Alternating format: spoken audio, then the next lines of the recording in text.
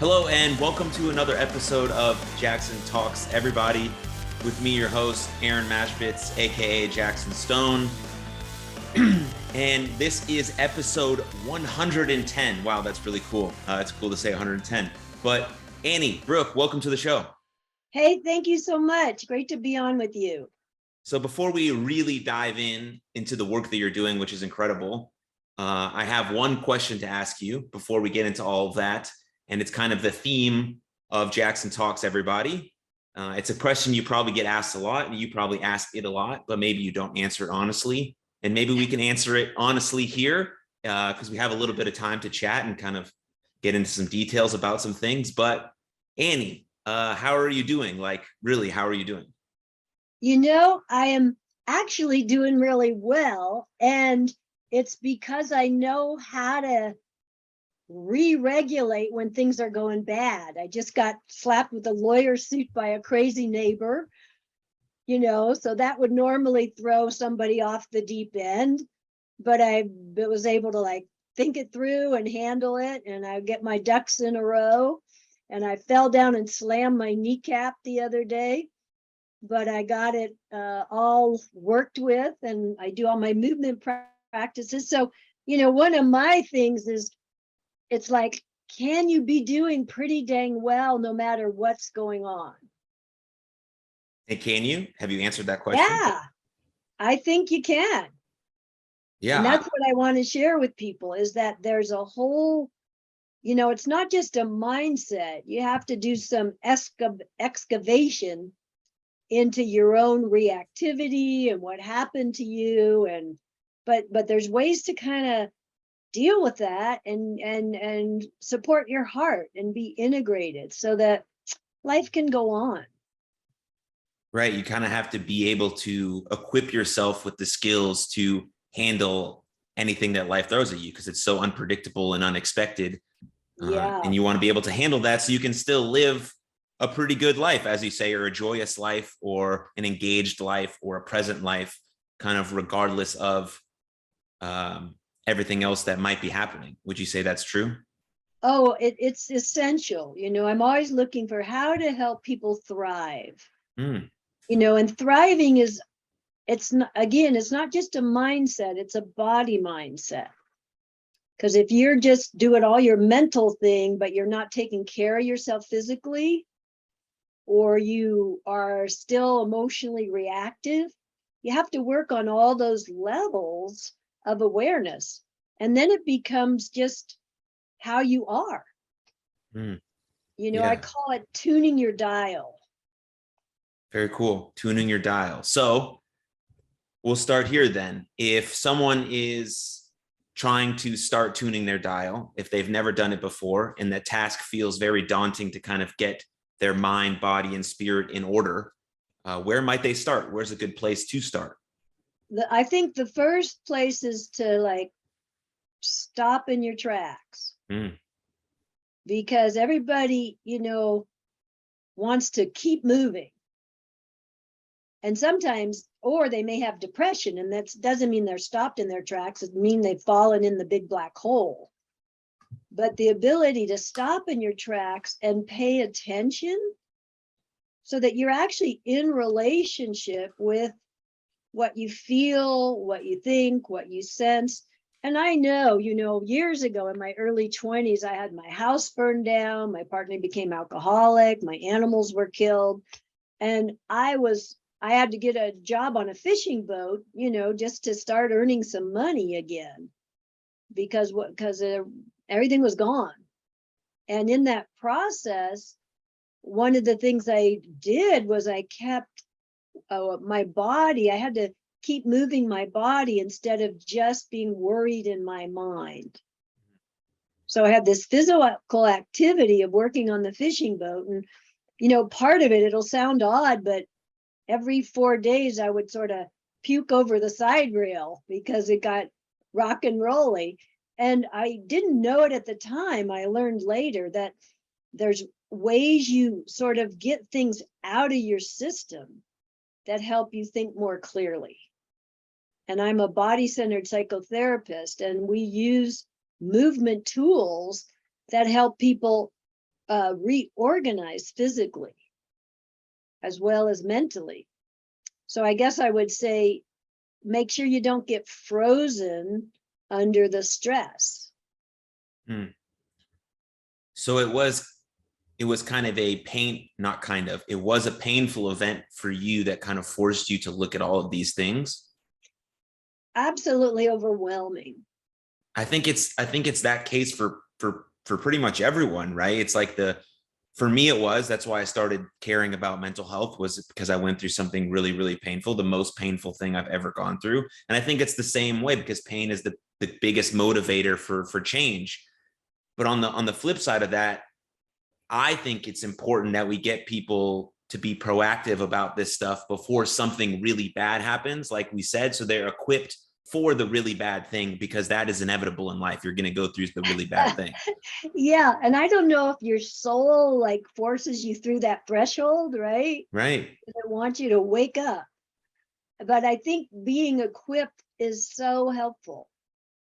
And, knowing what that even means. And so what are the components of self-care? Some of them are pretty basic, like good nutrition, sleeping, not drinking a lot, not doing a whole bunch of drugs, so that your brain actually can figure out your life. And then there's a whole set of things which has to do with how you were trained. And the biggest training ground is usually how you grew up. My dad died when I was 2.5, and that was a big training ground about how important it is to appreciate the people around you. Was that obviously that was your first experience with death early on, but did you have something later on that happened in your life that kind of forced you to think about this stuff as well? Well, I guess I would say in my adult life, my first 2 4-year relationships, that the one, where we built a log house, we had a water-powered furniture business, we were sort of pioneers in Maine. And when all that fell, well, there was one point where I realized I'm doing all this, but I don't feel happy. Why not? And I realized it's because I didn't have good communication skills. I didn't know how to negotiate my needs in a relationship. I didn't know how to do something when my partner started drinking.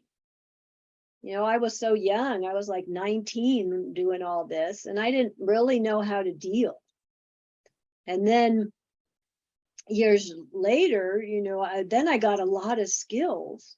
And then I was back in the training ground with another 4-year relationship, and my partner had an affair, and I didn't know how to deal with that. So you have to, get the skills. Like one of them is communication skills.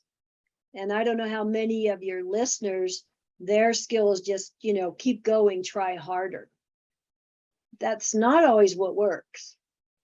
Sometimes you have to slow down, reassess, and get support for your mental health. That's why we have therapists. I've been a psychotherapist for 40 years, and I've worked with gang youth. I've worked with, school kids. I've worked with abused foster children and sexually abused children, and then also families and adults. And I've been in therapy myself, getting support for the things I couldn't see. And I think that ultimately, once you're balanced enough, you learn to look in the mirror and keep correcting your own life. But it takes some support sometimes to really look in that mirror, because it's too painful, it's too scary. You numbed out because there was stuff you didn't want to see as a kid. Some people grew up and, their dad was beating their mom, or their mom was blowing up and creating havoc. And when that happens, your body and your mind get imprinted. One of my specialties is getting down to the precognitive memory, even stuff before you could think, that stores in the body tissues. And that won't metabolize, it won't heal in a certain way until you know what your story is. Is that knowing what your story is that what you define as your identity? It's actually sometimes not, because people can make up identity beliefs that are inaccurate. And I was amazed to see that infants could make up an identity belief based on difficult experiences. I work with all ages. And so I was working with a 6-year-old whose parents brought her in because she was having certain kind of meltdowns in school. And it turns out she was born premature, which meant she suffered a lot of trauma before she could even think. She was alone at night in the hospital as a young infant. She was getting a tube up her nose and pricked and prodded. And that's invasive. So she had the invasive experience in her body without sort of the protection. When a baby feels protected by the dad or mom, they're not, lying in a hospital somewhere. They're at home or they're on the mom's chest. And this little girl brought a card in she made. She was 6. And on every page, there was a picture of a little baby crying in an incubator. And it said, "Bad, bad baby." And I thought, what? Babies aren't bad. Then on the next page, "Bad baby." And then on the last page, "I am such a bad girl." Now that's heartbreaking, right? A little 6-year-old thinking they're bad when she had good parents and stuff. It wasn't like her parents were punitive or anything. So you got to wonder, where does that come from? And I work a lot with sort of neuroscience and the brain map that we create through our lifetime. And so for her, she had a brain map of I had to really ponder this, Aaron. It was like, why does someone think this way? Mm-hmm. And I thought about, well, bad things were happening to her. She had no locus of control. Infant experience is what we call existential, which means it doesn't have a context. Like a baby doesn't know there's a today and there's a tomorrow, right? They don't know that, until they figure out object relations, they don't know if mom goes away that she's not disappeared. And it's just the way the brain works until it develops certain stages. So when it's existential, the whole body gets flooded with the sensations. That's why people can fall into a depression. They get flooded with sensations. And she thought, it was actually a brilliant nervous system strategy to organize the chaos of her experience. Because by treating herself as bad, I call it self-attack thinking. And a lot of adults have self-attack thinking. A lot of teens have self-attack thinking, and children. And what it is on a nervous system level, you've heard, Aaron, like a fight, flight, right? Yeah. Yeah. And so the fight response or the runaway response means we could get ourselves to safety. But if there's too much chaos and an infant can't run away, by self-attacking, she's telling her brain the fight response is awake. And then, because she doesn't really know she exists without the reflection of the mom or the dad, I mean, they know sort of, but it's being seen with these things we call mirror neurons in our eyes, that like I can see you, you feel seen, I feel seen. Something in us relaxes. So for her, she didn't have that support. So she had to take charge. And so she helped herself know she existed by attacking herself. It's a kind of interesting logic. Right. So So sometimes creating a story is the only way to kind of protect ourselves from what we may have gone through. Absolutely right. Yep. And so when you're working with people, you're trying to rewrite that story. You're trying to then change how they view themselves. Yes, how they view themselves, and to bring compassion and context back to the brain. Because once the brain has a context and realizes, well, this moment in time is actually over, I'm not still stuck in the incubator, it will actually start to relax, especially if you work with the emotions of the sadness of that infant, or the grief, or the fear.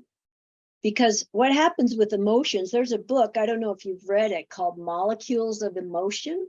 Mm-mm. And it says that our emotions actually are molecules, they're chemicals. And when we go into a freeze response, those emotions don't process. So I've been working with adults who go back and they actually process their infant emotions. One lady I worked with, she taught meditation and she had a tremor in her neck. And turns out she was born with had a forceps, which are those tools that have to pull the baby out. Makes a lot of pressure. And we figured out, by going slowly enough for her to pay attention to her body and her sensations, that she was all curled up around to go out one way. And when the forceps came in, they pulled her out in the other direction. So they basically stretched all her little baby ligaments. And over time, she was in her 60s when she worked with me, her compensation had sort of exhausted itself. And so her neck tremored. But as she went back and really she actually felt the rage of that moment in time. And once she processed all that, her neck tremor went away. Wow. It's kind of fascinating. I mean, and it sounds really weird, doesn't it? Yeah, but it just goes to show that everything is interconnected, and that the mind and body is bi-directional, right? The mind can affect the body, and the body can affect the mind. That's why obviously the work that you do integrates those two to heal the whole system. Yeah, that's my passion. Yeah. I was reading something about addiction, and it's kind of similar to what you were speaking about, is that at the point you're really trying to cure this disease of addiction, it's very important to go back and thank yourself, because the reason you started doing this something is because you were hurting from something else. And so, right. And so that thing probably kept you alive long enough, because you could have chosen another choice, which could have been suicide, right? Which could have been that ultimate choice. But instead, you made this decision to start drinking or do drugs or gambling, which then obviously made your life really bad. But at that point, it saved you. And so exactly, that's the double bind. Yeah, and it's so interesting, because what we do in our brain, in the very primitive brain, is we recreate what's familiar. So people don't think much about this, but if a mother is knocked out with anesthesia when she's giving birth, that baby gets the message to escape under pressure. Like they can't, make it through difficulty. They have to be drugged. So some people end up with an addiction that they didn't even start. Wow. Yeah. So it is really always kind of circling all the way back to its roots, and being compassionate and thankful to that self, and then trying to heal it all the way to the person you've become, or are right now, or who you want to become, or who you potentially could become if you start to kind of integrate and heal all of those parts. Exactly. And there's a part of the journey where there's some accountability.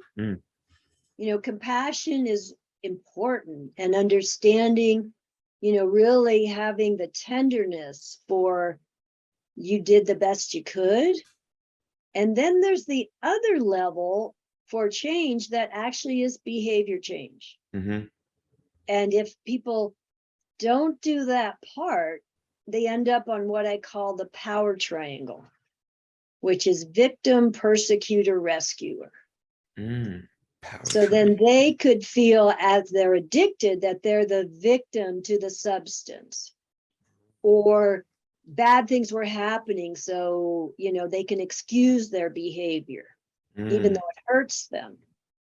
And one of the things, I have a little ebook called Power Struggle Behavior that really goes into this in depth. And you see it with kids and their parents. You see it in couples dynamics. Sometimes you see it in siblings dynamics. But if you are a person, anyone listening, who notices they tend to get in power struggles, they tend to feel like the victim, or they tend to rescue other people, or they tend to dominate or persecute the situation. That is a very, how, like, I have this little clay thing here. It's like a triangle. And this is like the most stable geometric shape. And when you identify the power triangle, victim, persecutor, rescuer, it's going to spin internally and externally. It's hard to just sort of dismantle it because it's such a strong force field of emotional things coming together. But you have to learn how to actually step back and step off the power triangle. So I would say to your listeners, pause in your tracks again. Mm-hmm. Right? Notice, oh, I'm treating myself like a victim. Or, oh, I'm making that person who is mad at me for my abuse, my substance abuse, the persecutor. When they could be just a friend saying, hey, you're ruining your life. I care about you. Right. It's what we do in our brain. So you want to really not. And substances are the rescue by nature. Yes.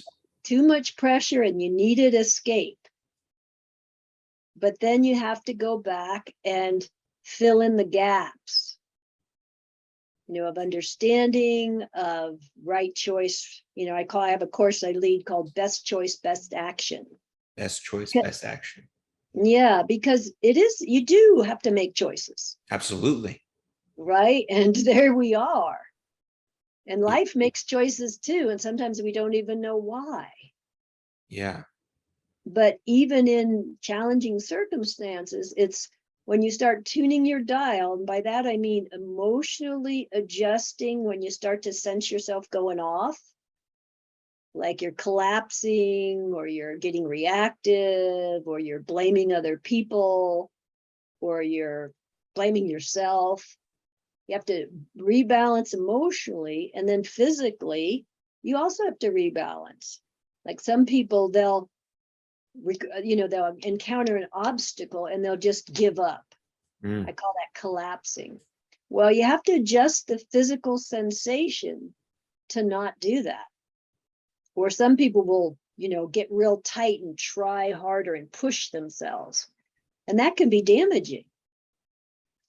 So you have to adjust physically, and then you also have to adjust mentally. What are you telling yourself in this moment? And is that helping anything? Yeah. So it's kind of fun. It becomes like a game. Absolutely. Yeah. Like from what I'm gathering from what you said, very simply put, I would say step number one is clearly to be aware of what's happening, right? You said it in a much more elegant way, but first you want to become aware.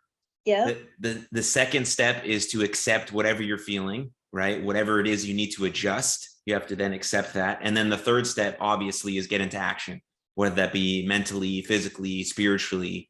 So, I mean, I think that's how you kind of order it. Obviously, you have a much more in-depth approach, but for kind of a broader view of it, I think those are kind of the three steps.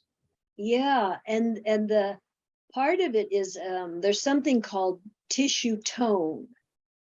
What that means is, we've kind of talked about it already, but it's a term from sort of infant development and occupational kind of therapy, where if a baby's high tone, they're all tight and they won't relax into the mother or the dad. They'll be more fussy. Or if they're low tone, they could be lethargic. And they literally, like a premature baby is often low tone because it didn't get the full chance to be spring loaded in utero. You know, it was too small in there, so it didn't get the growth while it folded in its arms and legs because there wasn't enough space. And so that physically, full-term babies, they physically get more of a spring loading. And so a preemie baby is a little floppy. And you hold that baby up and they have trouble lifting their head. They don't have the same tone as a full-term baby. So when a person notices their own tone, you can stop. Like I would call that, you know, it's to keep things simple, you know, is it high tone or low tone? How do you get back to the middle? Right. And then if you're in a conversation and you're getting all heated up, how do you get back to the middle? Or if you shut down and go quiet, that's low tone. That doesn't help a conversation. And these are, you know, habits that are related so much to the body, because babies have what's called primitive reflexes, where you touch a baby's hand and they grab. And we can reflexively be somebody who tends to withdraw, or we can reflexively be somebody who tends to push out at others. And you want to know that about yourself and work with it so it's not a muscular habit or an emotional defense strategy. You're constantly trying to tune your dial to get back to the center, right? Yep. And kind of on that, kind of on the subject of children, when I think about children and I think about myself as a child, I think about play. I think about play. And I read some stuff about you talking about the importance of play in the work you do with kids, especially in the theater program. And coming from a guy who was in theater growing up, I dressed up as the White Power Ranger my whole childhood. And then I became a professional wrestler, got a pretend name, and then played dress up basically for the last 6 years. Right. I think it's brilliant. Imagination, creativity, partnerships, communication, all of that stuff. And so, yeah, no question, they're just really thoughts on play and theater and how it integrates into the work that you do.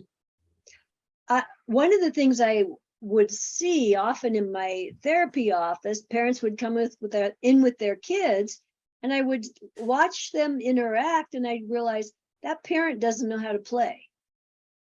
Or even more sad, that child doesn't know how to play. And so I wrote a book called Awakening the Creative Mind, because in my 20s, after I had all that trauma, you know, I was doing anything I could to get myself out of a freeze response or out of worry. And I started studying improvisation. And that led me to studying acting. And improvisation, it messes with your brain in a good way. Yeah. You know, and I was so grateful that I studied for 5 years with this master solo performance. And she would just get out on stage without any kind of, you know, script or anything. And she'd just start with a movement, and that movement would turn into a whole character and story that was fascinating. Wow. And so by doing that with my brain, it gave me the spontaneity to meet a kid where they were.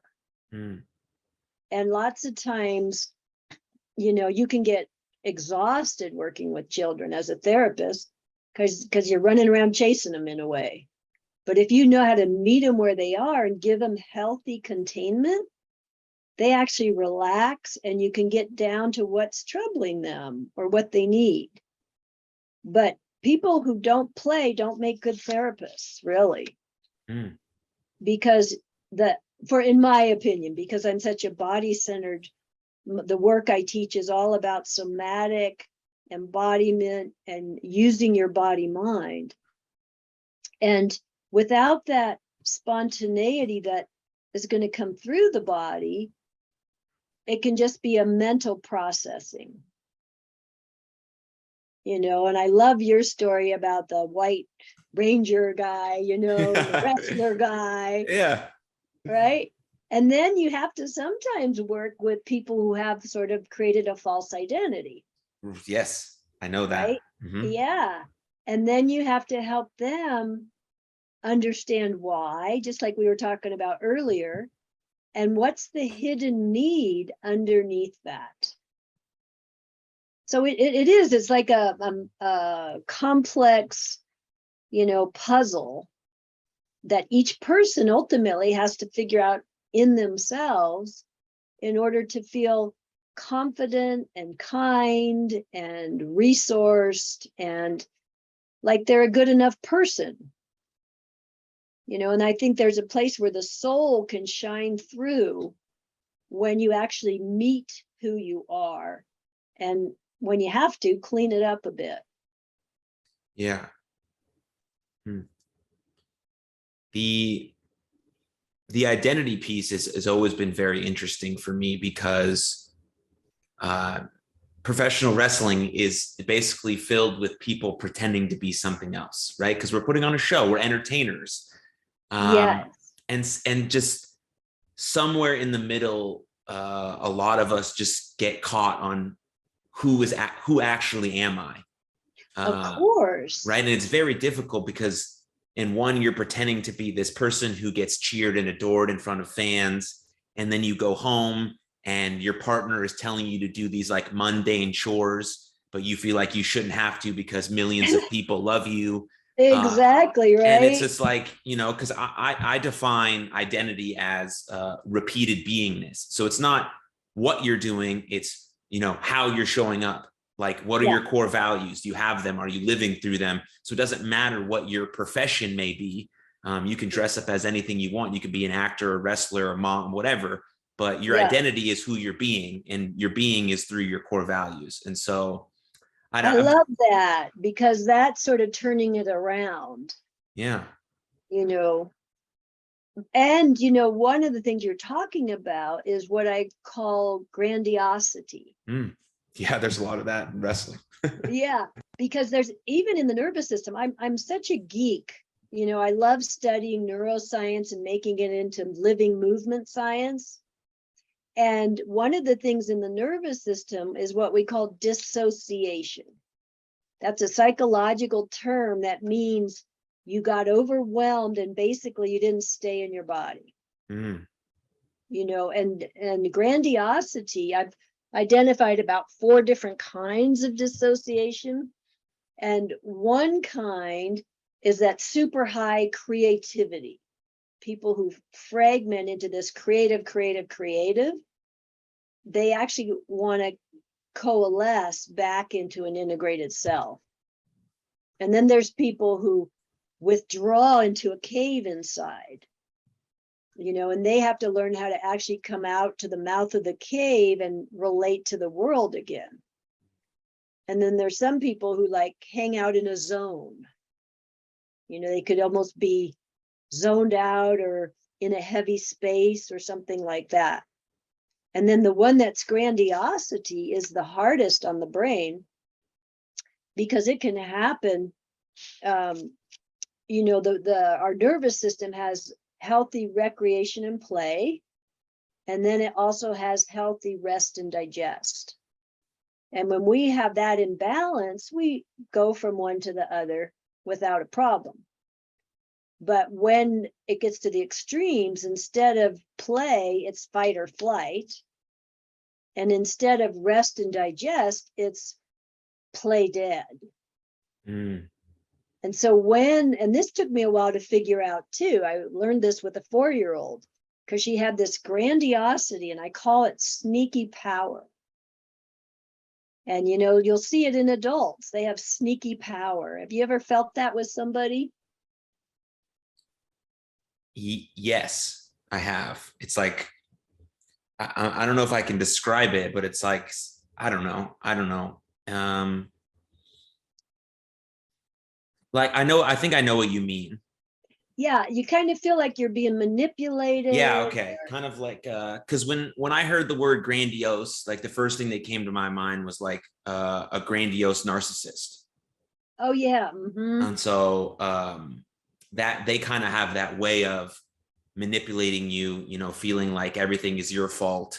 They want to be center stage. And so that's kind of what my mind went to. I don't know if that's specifically what you're referring to, but I would say this would be not as developed as a sort of a personality disorder, like a narcissism. This would be accessible to a lot more people. Okay. It's like if you're overwhelmed and you go into a freeze response, the brain doesn't like it.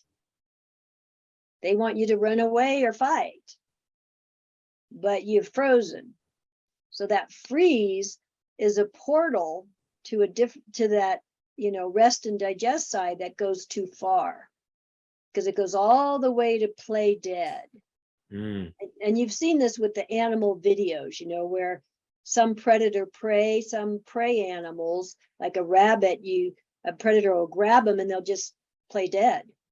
Right. Okay. And then they drop them and go off, and then they shake themselves back alive. And with humans, that playing dead is like when everything feels to the brain like this body is shutting down. It actually thinks it's going to die. And so then I think what happens, this is my own geeky neuroscience, is that the body's shutting down, the brain doesn't like it, and the brain does a last ditch rush of adrenaline. Wake up! And so I think at that moment is when the grandiosity happens. And it can be spiritualized, you know. Baptism is in many ways a real blessing. So don't take this in the wrong way. However, the mechanism of the underwater baptism, where they would hold people underwater until they flailed, like you see old movies of that, and then they flail, and finally they let them up and they see God. Mm-hmm. I think it's that rush of adrenaline that actually opens up the brain for mystic vision, or it opens up the brain to be all powerful. I've even seen some spiritual teachers who are highly charismatic be actually using sneaky power without knowing it. Huh. And it's very seductive. People want a guru. Right. But ultimately, you're the guru, right? You have to take care of your life. Yeah. Yeah. You're your best coach, right? You're your best coach because you, at some point, will know yourself better than anyone. Hopefully you have the best relationship with yourself because you've cultivated that, you've learned that, you've developed that, you spend the most time with yourself. But that's why you hire a coach, a therapist, to show you what you've been blind to get down to the root cause of things, to allow you, to equip you with the skills, right? You're not telling anyone what to do, but you're allowing them to see things that they already possess that they couldn't see, and then you're giving them the permission to do it, right? You're like, you can do this, right? Here are the skills, here are the tools. You're giving them the permission, and sometimes you're holding space while they unwrap their grief. Yeah. You know, or they unwrap the internalized fear. Because those things are hard to sit with on your own until someone shows you kind of how, and holds the space, enough consciousness space to help you. Yeah, in a very non-judgmental way, I think is also extremely important. But I think so too. They can't be, though, just your best friend. Right. There has to be a little bit of challenge in there if you're messing up. Yes, of course. Absolutely. Someone has to to call you out, to hold you accountable, because you are responsible for yourself, right? You're responsible for your behaviors and your actions. A lot of the stuff that may have happened to you was not your fault. Of course not, right? Some of it may have been your fault. Some of it may not have been your fault. You have to look at that kind of stuff and be very honest with what your current circumstances are, and where you want to go from there by taking responsibility of that. And a support system is great, very important. Community, good relationships are important for that. But someone who's really gonna be there and say, this is what it is, and this is how you have to accept reality, and this is where you can move from. Yeah, I think that's really instrumental. I know it was in my life. I had infant trauma myself because I was in an incubator and, didn't get touched for 17 days and probably dissociated. And I was a high arousal temper tantrum kid. Wow. My mom didn't quite know what to do with me. But now, through my studies, I understand how the nervous system works. And those kids who are struggling, you can do movement games that help change the brain, that really bring them back into relationship with their own body so they can be in relationship with others. Yeah, that's beautiful. To quote you, this is your quote. Change the brain to change the pain. Yeah. And I think basically that was the theme of kind of what we talked about for the last 40 minutes. So that was really great. Good. And I just want to remind people what you have already said, that it's not just a mental activity. It has to involve the heart. It has to involve solitude and figuring it out and interdependence. Yeah. It's all very important and hard, and very hard. It is hard work. It is the Ninja Warrior advanced degree program. Yeah. But just like any in martial arts, right? Over time, through practice, through your professor, through a teacher, through diligent work, you become a master. Yes. And it may take 15 years, it may take 20 years, it may take 5, but you do become a master. And that's really special. And I think that trajectory is really important for people to understand. Yeah. And then most masters end up sort of giving back. Oh, yeah, absolutely. And that's the beauty of it all. Yeah, it's this beautiful cycle of life, I guess. So, yeah. Well, Aaron, what a pleasure to meet you. Yeah, I have one more question for you. Okay. To wrap this up, to put a nice little bow on top of this beautiful conversation. So if you could put a billboard up and millions of people would see that billboard every day, what would you put on that billboard? Boy, that's a great question. I stole it from Tim Ferriss. He's the other podcaster. Okay. So I didn't come up with it. I can't claim the question, but I did really love it. So I'm using it. So one of the things about billboards is people are going pretty fast as they go by it, right? So it could be change the brain to change the pain, but people might take that mentally. So it might have to have an image of like an infant, a heart, it just might have to have those human image that shows that we need each other. Yes. So maybe that's what I do. I'd have a visual and that little slogan on top. Beautiful. I think that's fantastic. And then before I let you go, where can people find all of your work that you're doing? Thanks for asking. I have a website. It's called Annie Brook, and Brook is Brook, no S, no E, anniebrook.com. And I'm launching this fall a therapy training program. So anyone out there, I've also opened it to coaches, I think, because it has to be people who want to hold the depth. But it's starting up this fall, and I have 6 different topic-specific courses, all the way from things like adoption imprint, birth trauma, complex trauma, play therapy, just a lot of ways you can actually help people. That's beautiful. That's beautiful. Yeah, so just go to anniebrook.com or go to Instagram and go to Annie Brook Therapy, or go to Facebook and go to the Brook Institute, or I have a YouTube channel, or you can also find me on LinkedIn. Yeah, absolutely. Yeah, Yeah. all of those links will be in the show notes. They'll be in the email that we send out. And yeah, so if you just listen to this and you listen to it because you follow Annie, you can go to jacksonstone.net and you can sign up for the newsletter, and you'll get the email with the episode directly and all of that good stuff and future episodes. But thank you so much for bringing on the show, for sharing your wisdom, for doing the work that you do, and for agreeing to talk to me. Hey, it was fun, and the same back to you, right? We're all with that idea of how do we help each other? How do we keep growing? How do we keep falling in love in a good way? Absolutely. With humanity? Yeah. Beautiful. Thank you so much. You're very welcome. Thanks everyone for watching or listening. Take care of yourselves, and we'll see you next time. Cheers.